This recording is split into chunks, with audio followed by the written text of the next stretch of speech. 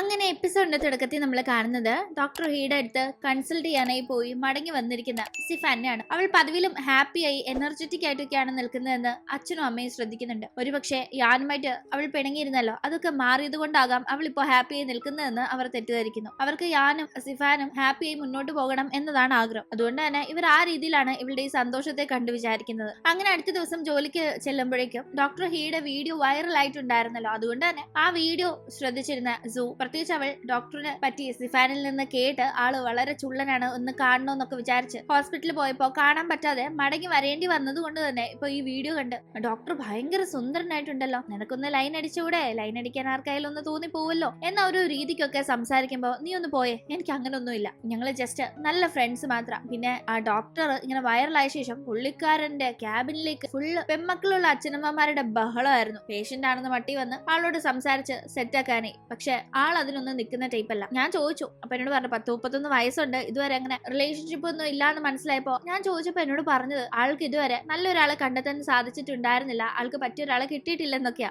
എനിക്കെന്തെങ്കിലും പുള്ളിയോട് അങ്ങനെ ഒന്നും ഇല്ലാന്നെല്ലാം അവള് പറയുമ്പോ ആക്ച്വലി അവളോട് അങ്ങനെ ഒരു കോൺവെർസേഷൻ ഹീ നടത്തിയിട്ടുണ്ടായിരുന്നു. ഇങ്ങനെ കല്യാണാലോചനകളുടെ കുത്തൊഴുക്ക് കൊണ്ട് അവൾ അന്തം വിട്ട് അവനോട് ചോദിച്ചപ്പോ തനിക്ക് 31 വയസ്സുണ്ടെന്ന് പറഞ്ഞ അവൻ റിലേഷൻഷിപ്പ് ഒന്നും ഇല്ല ഇതുവരെ എന്ന് അവൾ ചോദിച്ചതിന് അങ്ങനെ ഒരാളെ കിട്ടിയിട്ടില്ല എന്നുള്ളോട് പറയുന്നതിനോടൊപ്പം തന്നെ അവളെ തന്നെ ഉറ്റു നോക്കുന്നുണ്ടായിരുന്നു. പക്ഷെ ആ നോട്ടത്തിന്റെ അർത്ഥം അതൊന്നും അവൾ ശ്രദ്ധിച്ചതേയില്ല. എന്തായാലും അങ്ങനെ ഇവിടെ ആ വീഡിയോയെ കണ്ട് ഹേയെ പറ്റി ചോദിച്ച സൂനോട് ഈ കാര്യങ്ങളൊക്കെ പറയുന്ന സിഫാൻ മറ്റൊരു കാര്യം പ്രത്യേകം പറയുന്നുണ്ട്. അവൾ ഇവിടെ നിന്ന് വിദേശത്തെങ്ങാനും ഹയർ സ്റ്റഡീസിന് പോകാനായിട്ടാണ് ഉദ്ദേശിക്കുന്നത്. അപ്പൊ പിന്നെ ലോങ് ഡിസ്റ്റൻസ് റിലേഷൻഷിപ്പ് ഒന്നും സെറ്റ് ആവില്ല എന്നൊക്കെ. സത്യത്തിൽ അവൾ ഇങ്ങനെ പോകാൻ തീരുമാനിച്ചത് ഞാൻ അവളെ ബ്രേക്കപ്പ് ചെയ്യാണെന്ന് അയച്ച ശേഷം അവന്റെ സങ്കടപ്പെടുത്തുന്ന ഓർമ്മകളിൽ നിന്നൊന്ന് രക്ഷപ്പെടാനായിട്ടാണ്. അതിനായിട്ടാണ് അവൾ അങ്ങനെ ഒരു തീരുമാനം സത്യത്തിൽ എടുക്കുന്നത്. എന്തായാലും അതിനുള്ള കാര്യങ്ങളൊക്കെ ഇനി സെറ്റ് ചെയ്തെടുക്കണം. ഈ ഒരു കാര്യം കേൾക്കുന്ന സൂ ആട്ടെ പിന്നീട് സൂവിന്റെയും സിഫാന്റെയും കൊളീഗായ ഒരു പയ്യനോട് സംസാരിക്കുന്ന ടീം വിദേശത്ത് പോയി പഠിക്കാനൊക്കെ അവൾക്ക് പ്ലാൻ ഉണ്ട്. അതുകൊണ്ട് അവൾ ആ ഡോക്ടർ പയ്യനെ പ്രണയിക്കാനൊന്നും ഇൻട്രസ്റ്റഡ് അല്ല എന്ന് പറയുന്നത്. അവൾ എന്ത് മണ്ടിയാ, വിദേശത്ത് പോകുന്നതൊക്കെ കൊള്ളാം, പക്ഷെ ഇവിടെ നല്ലൊരു ചാൻസ് അവൾ മിസ് ചെയ്യുന്നത്, ആർക്കെങ്കിലും ആ ഡോക്ടറെ മിസ്സാക്കാൻ തോന്നുന്നൊക്കെ സൂ പറയുന്നുണ്ടായിരുന്നു. അങ്ങനെ ഇവിടെ കാര്യങ്ങൾ നടക്കുമ്പോഴേക്കും ഹിയെ എങ്ങനെയെങ്കിലും ഒന്ന് കമ്മിറ്റഡ് ആക്കണം എന്നത് മുത്തശ്ശന്റെ വലിയ ആഗ്രഹമാണ്. ഈ മുത്തശ്ശൻ അതേ ഹോസ്പിറ്റലിലെ സീനിയർ ഡോക്ടർ ആണല്ലോ. അവിടെ തന്നെ ഹിയുടെ കൂടെ പ്രാക്ടീസ് ചെയ്യുന്ന മറ്റൊരു ഡോക്ടർ ഈ മുത്തശ്ശന്റെ ഇൻട്രസ്റ്റ് മനസ്സിലാക്കി തന്നെ ഹിയെ പറ്റി കൺസേണും ഉള്ളതുകൊണ്ട് അവനെ ബ്ലൈൻഡ് ഡേറ്റിന് കൊണ്ടുവരാൻ വീണ്ടും ശ്രമിക്കുന്നുണ്ട്. മുന്നേ വിളിച്ചപ്പോ ഹീ പോയില്ല, ഇപ്പൊ വിളിക്കുമ്പോഴും പോകുന്നില്ല. ഇതറിയുന്ന മുത്തശ്ശന് ഹീയുടെ ലൈഫിൽ നടന്ന കാര്യങ്ങളാണ് അവൻ ഇങ്ങനെ പിൻവലിക്കുന്നതെന്ന് മനസ്സിലാവുന്നുണ്ട്. ഹീയുടെ അച്ഛൻ വർക്കിൽ മാത്രം ഫോക്കസ് ചെയ്ത് ജീവിച്ചിരുന്ന ഒരാളാണ്. ആളുടെ അനാസ്ഥ കൊണ്ടാണ് തന്റെ അമ്മ മരിച്ചതെന്ന് അവൻ വിശ്വസിക്കുന്നുണ്ട്. അതുകൊണ്ട് തന്നെ അവന് സത്യത്തിൽ റിലേഷൻഷിപ്പിനോടൊന്നും ഒട്ടും താല്പര്യമില്ല. പക്ഷെ ആ ഒരു പെൺകുട്ടി, അവളുടെ കാര്യത്തിൽ അവൻ എന്തോ ഒരു ചെറിയ ഇൻട്രസ്റ്റ് ഉണ്ട്. പക്ഷെ അവൾ കമ്മിറ്റഡ് ആണെന്നല്ല അവൻ പറഞ്ഞത്. അതുകൊണ്ട് അതിൽ വലിയ ഹോപ്പ് വേണ്ടാന്ന് മുത്തശ്ശൻ അവന്റെ കാര്യത്തിൽ ഭയങ്കര കൺസേൺഡ് ആണ്. ആക്ച്വലി ഹീയുടെ അച്ഛന് അവനെ ഡോക്ടർ ആക്കണമെന്നത് താല്പര്യമുള്ള ഒരു കാര്യമായിരുന്നെങ്കിലും വെസ്റ്റേൺ മെഡിസിൻ പഠിപ്പിക്കാനായിരുന്നു പുള്ളിക്ക് താല്പര്യം, ഇംഗ്ലീഷ് മരുന്നുകളൊക്കെ. പക്ഷെ അതിന് വിപരീതമായി ഒരു തീരുമാനം എടുക്കണമെന്നത് ഹീയുടെ വാശിയായിരുന്നു. അച്ഛൻ പറയുന്ന പോലെ വെസ്റ്റേൺ മെഡിസിൻ പഠിക്കാൻ താല്പര്യമില്ല എന്ന് തീരുമാനിച്ച അവനാണ് ട്രഡീഷണൽ ചൈനീസ് മെഡിസിൻ പഠിച്ചത്. അവനും അച്ഛനും ഇടയിൽ നിലനിന്നിരുന്ന ആ ഒരു അകൽച്ച കാലങ്ങൾ കഴിഞ്ഞിട്ടും അതേപടി തുടരുന്നു, അല്ലെങ്കിൽ കുറച്ചുകൂടെ കൂടി എന്നതല്ലാതെ ഒരിറ്റ് പോലും കുറഞ്ഞിട്ടില്ല. അങ്ങനെ ഇവിടെ കാര്യങ്ങൾ നടക്കുമ്പോഴേക്കും ഒടുക്കം യാനുമായി തനിക്ക് ബ്രേക്കപ്പ് ആയിരുന്നു, താൻ ഇതിൽ നിന്നൊക്കെ ഒന്ന് വിട്ടുമാറാനായി വിദേശത്ത് പഠിക്കാൻ പോകുന്നതിനെ പറ്റി പ്ലാൻ ചെയ്യുകയാണെന്നും സിഫാൻ പേരൻസിനോട് പറയുമ്പോൾ അവർക്ക് ഭയങ്കരമായ ദേഷ്യവും സങ്കടവും ഒക്കെ വരുന്നുണ്ട്. വിദേശത്ത് പോയി പഠിക്കുന്നത് നല്ലൊരു ഐഡിയ ആയി അവർക്ക് തോന്നുന്നില്ല. അവർക്ക് പ്രായം കൂടിക്കൊണ്ടിരിക്കുകയാണ്. അവൾ ഇവിടുത്തെ ജോലി കളഞ്ഞ് വിദേശത്ത് ഇനി പഠിക്കാൻ പോയിട്ട് എന്ത് നേടാനാണ്? കറക്റ്റ് സമയത്ത് കല്യാണം കഴിക്കണം, നന്നായി ജോലി ചെയ്യണം, ആ കാര്യങ്ങളൊക്കെ വിട്ടിട്ട് വിദേശത്ത് പോയി പഠിക്കേണ്ട കാര്യമൊന്നും ഇല്ല എന്ന രീതിക്കാണ് പേരൻസ് അവളോട് സംസാരിക്കുന്നത്. അവളെ മനസ്സിലാക്കാതെ അവർ ഇങ്ങനെ പറയുമ്പോൾ അവൾ സങ്കടപ്പെട്ട് വീട്ടിൽ നിന്ന് ഇറങ്ങി പോകുന്നു. അവരുടെ താമസ സ്ഥലത്തിനടുത്തുള്ള ഒരു ചെറിയ ഇടത്ത് കുറച്ച് മനസ്സമാധാനത്തിന് വേണ്ടി പോയിരിക്കുന്ന അവൾ അവിടെ വളരെ കോയിൻസിഡന്റ് ആയി വീണ്ടും ഹീയെ കാണുന്നു. അങ്ങനെ അവൾ ഇപ്പോഴും ആകെ സങ്കടത്തിലാണെന്ന് മനസ്സിലാക്കുന്ന അവൻ ഫുഡ് കഴിക്കുന്നതാണ് അവളുടെ സ്ട്രെസ് ബസ്റ്റർ എന്ന് മനസ്സിലാക്കി. കഴിഞ്ഞ ദിവസം സങ്കടം വന്നപ്പോൾ ഐസ്ക്രീം കോരി കോരി കഴിക്കുന്നത് കണ്ടിരുന്നല്ലോ. അതുകൊണ്ട് തന്നെ ശരി, ഐസ്ക്രീം കഴിക്കേണ്ട, തണുപ്പ് കഴിച്ചാൽ അവൾക്ക് നന്നായി ഉറങ്ങാൻ സാധിക്കില്ലെന്ന് അറിയാവുന്നതുകൊണ്ട് അവളെ ഹോട്ട് പോട്ട് കഴിക്കാനേ അവൻ കൂട്ടിക്കൊണ്ടുപോകുന്നു അടുത്തുള്ള ഒരു റെസ്റ്റോറന്റിലേക്ക് തന്നെ. ഭയങ്കര സ്പൈസി ആയ ഹോട്ട് പോട്ട് അവൾക്ക് ശരിയാവില്ല എന്ന് സജസ്റ്റ് ചെയ്യുന്നവൻ മൈൽഡ് ആയിട്ടുള്ള നോൺ സ്പൈസി ഹോട്ട് പോട്ട് തന്നെ ഓർഡർ ചെയ്യുന്നുണ്ട്. അങ്ങനെ അവിടെ ഇരുന്ന് സംസാരിക്കുന്ന ടീം അവൾ പറയുന്ന കാര്യം അവളുടെ വീട്ടിലാകെ പ്രശ്നമാണ്. അവൾക്ക് വിദേശത്ത് പഠിക്കാൻ പോകണം, പക്ഷെ ആ ഒരു കാര്യം അച്ഛനും അമ്മയും സമ്മതിക്കുന്നില്ല, അതിന്റെ പേരിൽ കുറച്ച് പ്രശ്നങ്ങളാണെന്നൊക്കെ. അത് കേൾക്കുന്ന ഹീ അവന്റെ ലൈഫിൽ നടന്നിട്ടുള്ള കാര്യങ്ങൾ അവളുമായി ഷെയർ ചെയ്തു. ആക്ച്വലി അവന്റെ അച്ഛനും അമ്മയ്ക്കും അവൻ ഏത് കരിയർ ചൂസ് ചെയ്യണം എന്നതിനെ പറ്റി അഭിപ്രായ വ്യത്യാസം ഉണ്ടായിരുന്നു. അച്ഛൻ അവൻ വെസ്റ്റേൺ മെഡിസിൻ പഠിക്കുന്നതാണ് ഇഷ്ടമെങ്കിൽ അമ്മയ്ക്ക് ട്രഡീഷണൽ ചൈനീസ് മെഡിസിൻ പഠിക്കുന്നതായിരുന്നു ഇഷ്ടം. അമ്മ ഒരു ക്യാൻസർ പേഷ്യന്റ് ആയിരുന്നു. അമ്മ ഒരുപാട് ട്രീറ്റ്മെന്റിലൂടെ കടന്നുപോയി കഷ്ടപ്പെടുന്നത് ഒക്കെ കണ്ടവൻ ഒരിക്കലും തന്റെ അമ്മയെ ക്യൂർ ചെയ്യാൻ സാധിക്കാതിരുന്ന, കൂടുതൽ ട്രീറ്റ്മെന്റ് കൊടുത്ത് വിഷമിപ്പിച്ചുകൊണ്ടിരുന്ന, ബുദ്ധിമുട്ടിച്ചുകൊണ്ടിരുന്ന വെസ്റ്റേൺ മെഡിസിൻ പഠിക്കില്ല എന്നൊരു തീരുമാനം എടുത്തു. അങ്ങനെ അച്ഛൻ പറയുന്ന പറയുന്നത് കേൾക്കാതെ അവൻ ചൈനീസ് ട്രഡീഷണൽ മെഡിസിൻ പഠിക്കാനായി തന്നെ തീരുമാനിക്കായിരുന്നു. ആക്ച്വലി അവനും അതിനോടായിരുന്നു ഇൻട്രസ്റ്റ്. എന്തെങ്കിലും അവൻ ആ കാര്യങ്ങളൊക്കെ പറയുമ്പോൾ ഡിസിഷൻ എടുക്കുമ്പോൾ മുമ്പ് 2 ചോയ്സേ ഉള്ളൂ. ഒന്നെങ്കിൽ പേരൻസ് പറയുന്നത് കേട്ട് അവളുടെ ഡ്രീംസിനെ വിട്ടിട്ട് മുന്നോട്ട് പോവുക, അല്ലെങ്കിൽ അവളുടെ ഡ്രീംസ് അച്ചീവ് ചെയ്യാനായി പേരൻസ് പറയുന്നത് കേൾക്കാതിരിക്കുക. ഞാൻ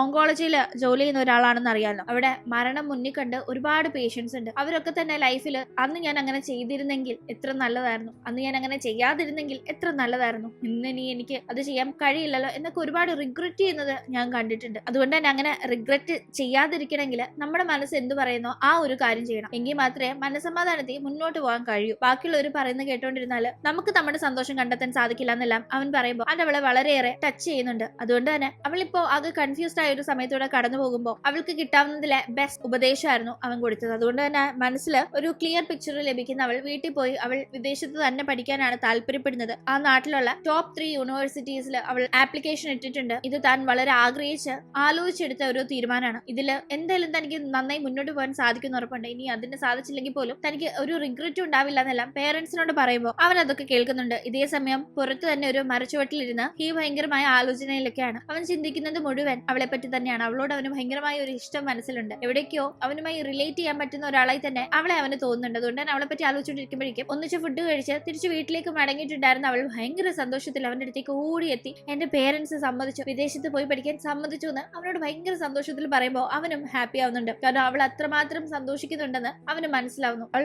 ഭയങ്കര എക്സൈറ്റഡ് ആണെന്ന് മനസ്സിലാക്കുന്ന അവൻ, ശരി ഞാനൊരു സ്ഥലത്തേക്ക് കൊണ്ടുപോട്ടെ, ഈ ഒരു സന്തോഷം നല്ല പീസ്ഫുൾ ആയിരുന്നു സെലിബ്രേറ്റ് ചെയ്യാൻ പറ്റിയൊരിടം എന്ന് പറഞ്ഞ് അവളെ എങ്ങോട്ട് വിളിക്കുമ്പോൾ എങ്ങോട്ടേക്കാണ് ഇവൻ കൊണ്ടുപോകുന്നത് എന്നറിയില്ലെങ്കിലും അവൾ കൂടെ പോകുന്നുണ്ട്. അങ്ങനെ കാറിൽ അവൻ കൊണ്ടുപോകുമ്പോൾ എങ്ങോട്ടേക്കാണെന്ന് അറിയില്ല എന്നൊരു ടെൻഷനും അവൾക്കില്ല. കാരണം ഇവനെ അവൾക്ക് അത്ര ഒരു കണക്റ്റഡ് ഫീൽ ആയിട്ടുണ്ട്, അവനെ അവൾക്ക് അത്ര വിശ്വാസമായിട്ടുണ്ട്. അവളുടെ ഡോക്ടർ അല്ലേ. അങ്ങനെ വളരെ മനോഹരമായ ശാന്തതയുള്ള ഒരു ഇടത്തേക്കായിരുന്നു ഷിഫാനെ കൊണ്ടുപോകുന്നത്. പറഞ്ഞു വരുമ്പോ അവിടെ അവന്റെ ഒരു ഫേവറേറ്റ് സ്പോട്ടാണ്. അവിടെ ഇരുന്ന് മനോഹരമായ വ്യൂ ഉണ്ട്. സൺറൈസ് ഒക്കെ ഇവിടുത്തെ ബ്യൂട്ടിഫുൾ ആണെന്ന് അവൻ പറയുമ്പോൾ എങ്കിൽ നമുക്ക് ഇവിടെ ഇരുന്ന് സൺറൈസ് കണ്ടാലോ എന്ന് അവൾ ചോദിക്കുമ്പോൾ അവൾ തന്റെ കൂടെ ഇവിടെ ഇരുന്ന് ടൈം സ്പെൻഡ് ചെയ്യാൻ ആഗ്രഹിക്കുന്നു എന്ന് കേൾക്കുമ്പോൾ അവൻ ഒരുപാട് ഹാപ്പി ആവുന്നുണ്ട്. അവൻ വളരെ സന്തോഷത്തിൽ അവിടെ ഇരുന്ന് അവളുടെ കൂടെ നേരം വെളുപ്പിച്ച് അങ്ങനെ സൺറൈസ് ഒക്കെ കാണുന്നു. തുടർന്ന് പോകുന്നതിന് മുന്നേ രണ്ടുപേർക്കും വേണ്ടി ബ്രേക്ക്ഫാസ്റ്റ് ഒക്കെ മേടിച്ചുകൊണ്ട് വന്നവൻ അവിടെ ഇരുന്ന് എൻജോയ് ചെയ്ത് കഴിക്കുന്നുണ്ട്. അങ്ങനെ പിന്നീട് ഹീഡ് എടുത്ത് ചെക്കപ്പിന് പോകേണ്ട സമയം ആകുമ്പോഴേക്കും ഹോസ്പിറ്റലിൽ എത്തിയ ശേഷമാണ് സിഫാന് പീരിയഡ്സ് സ്റ്റാർട്ട് ആവുന്നത്. അവൾക്ക് ഭയങ്കരമായ വേദനയും ബുദ്ധിമുട്ടുകളും എടുക്കുന്നു. ഈ ടൈം അവളുടെ ബുദ്ധിമുട്ടുകൾ അവൾ പറയാതെ തന്നെ അവളുടെ ആ ഒരു വയറ് പൊത്തിപ്പിടിക്കലും കാര്യങ്ങളും ഒക്കെ കണ്ട് മനസ്സിലാക്കുന്നവൻ അതിനു വേണ്ട മെഡിസിൻസ് നൽകുന്നു. ഒപ്പം തന്നെ അവൻ അവൾക്ക് അവിടെ ട്രീറ്റ്മെന്റ് നൽകുന്നുണ്ട്. ബെഡിൽ കിടന്നാൽ ശരിയാകുമോ സ്റ്റെയിൻ ആവോ എന്നൊക്കെ പേടിച്ച് അവൾ അവിടെ നിൽക്കുമ്പോഴേക്കും ഇതൊന്നും വലിയ സംഭവമല്ല, അങ്ങനെ പേടിക്കോ